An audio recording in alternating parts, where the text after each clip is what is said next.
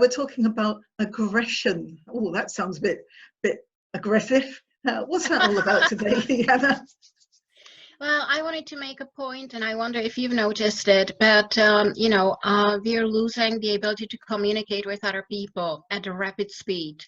I've seen so much aggression on Facebook and online generally. It's always two kinds of people: pro-right, pro-left, or pro-wearing masks, again wearing masks, or for strict measures and against strict measures.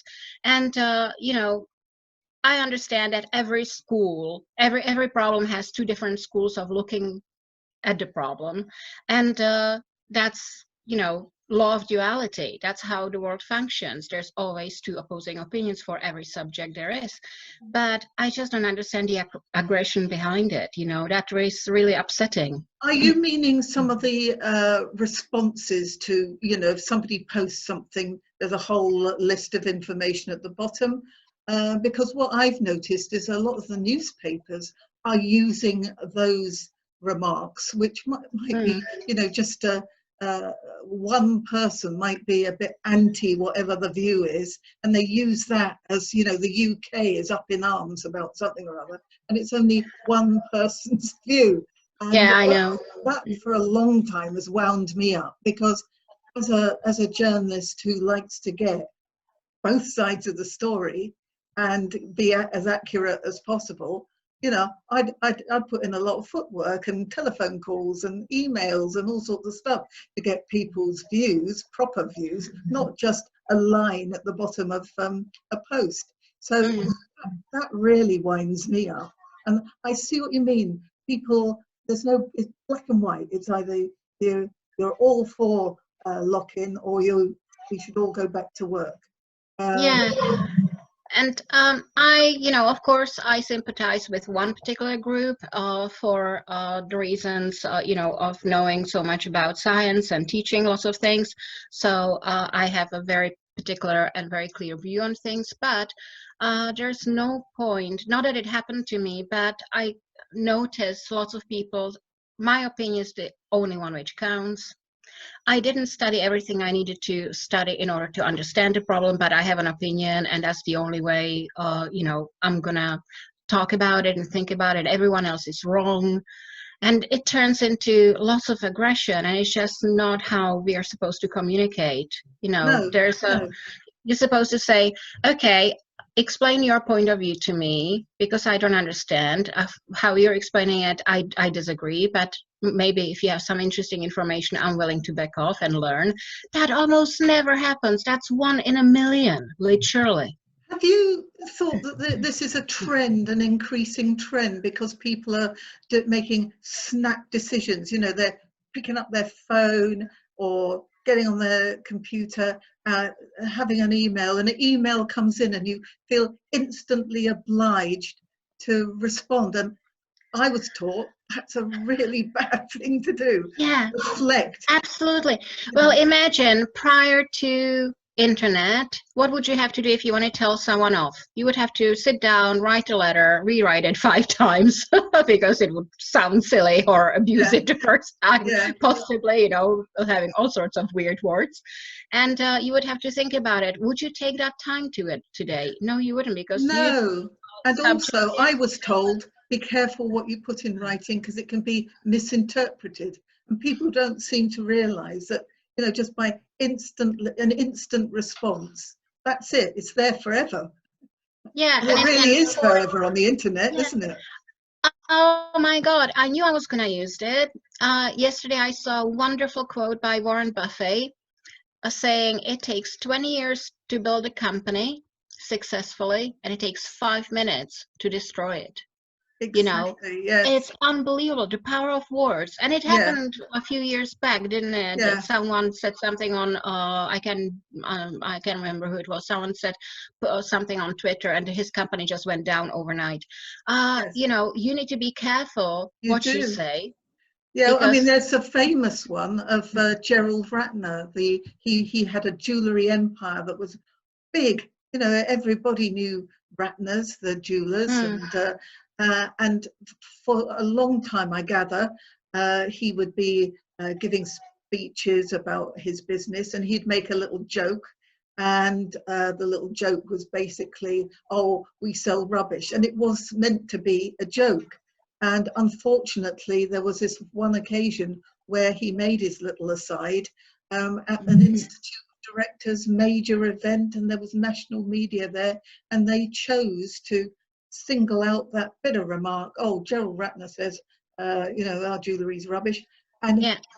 his business was hit hard, and he was asked to step down as chairman. Grossly unfair, because it was just a joke, and he'd done it many times before in other circumstances, but he got it was just that was that. yeah, it's a combination of two things: media being manipulative and not telling exactly how things are meant, and also his part of being slightly careless, because you should know better. You should know your audience, and actually, if you're on a public platform, people have sometimes said to me, off the record. Well, I was told many years ago by an editor, I learned the hard way. There is no such a thing. Because I came back to the office with some information that was quite juicy for a story, but the person had said it off the record, and I was quite junior, and I thought, well, yeah, it's okay, I can take this off the record. And I told my editor, and he said, no such thing, we'll use that. I was mortified, because I thought it sort of upset the person I've just spoken to. Who trusted you? Yeah. Trusted me. So it is about trust, and in media terms, there are certain things you can say to a journalist sometimes if you know them really, really well, and they're a specialist in what they do, and you could say to them, look, there's a really big thing coming up soon, and you will be the first to have it. But, that we're working on XYZ, and that journalist might well be in on it, because they're being promised something in the future. But no such thing as off the record. You just got to choose your journalists very carefully if you want to give them something, extra, something on the side. Journalists will have their special story. So obviously, if a journalist is working on a story that's and this nugget of information is going to be the big thing, then they'll be prepared to wait, but only if it's special to them. Yeah, absolutely.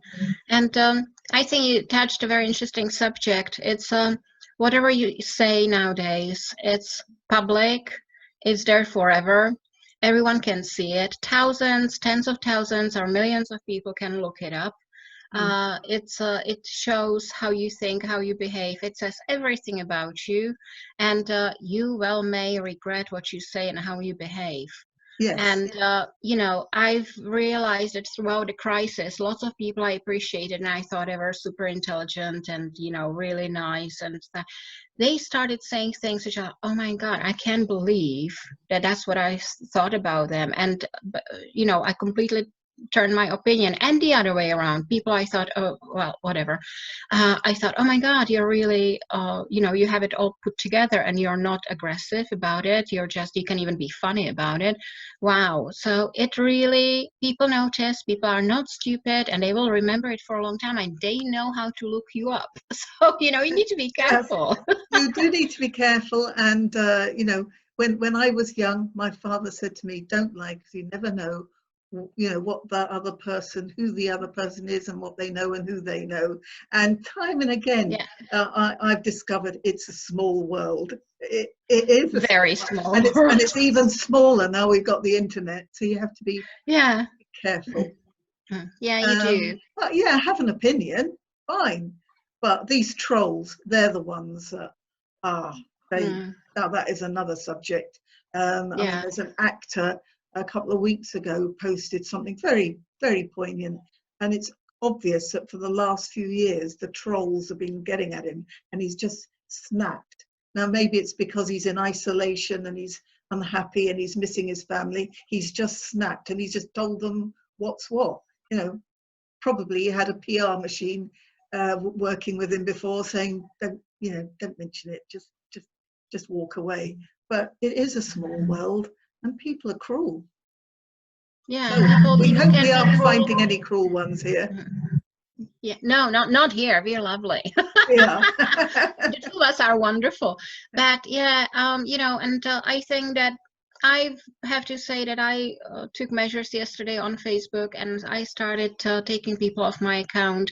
Not that because they had opinion, but because they were negative, because they, you know, it was sometimes it borders on bullying, it's aggressive, and I don't want to be in the same space with people like that. And I think that's the best protection. You know, yes, you may have a different opinion. I still may like you and go for coffee with you, but if you are aggressive in any way, or if you put other people down, or if you think you're a superstar and everyone else is an idiot, you know, just go away.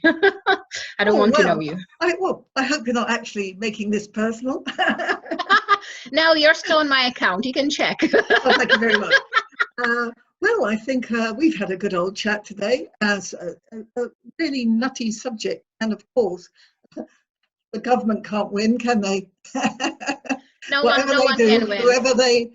whatever decision they make, or people are going to be gunning for them somewhere. And that is a shame.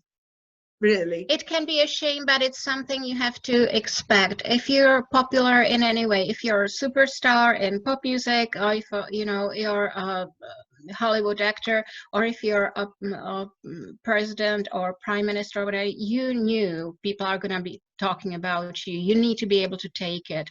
So you know, it's not nice, and it shouldn't be aggressive. You should be able to answer opposition, you know, giving you answers, and you should do it kindly. But you know, people will talk about you. So you know, it comes with the salary, I'd say. Well, maybe, but yeah. And if you're into politics, you know it's going to happen. The hatchet's going to come out. Yeah, you knew it. You knew it when you applied. You knew it. You saw it your whole life. You know, it's not like it's a big surprise, and you still decided to go for it. And if I was a politician, do you know what I'd hate most? Cartoons. Oh my God, they can be cruel. And that is I don't watch any. That is another subject. Let's air something juicy tomorrow then, and I hope you have a good day. Oh, you too, and I'll see you tomorrow. Bye. Bye.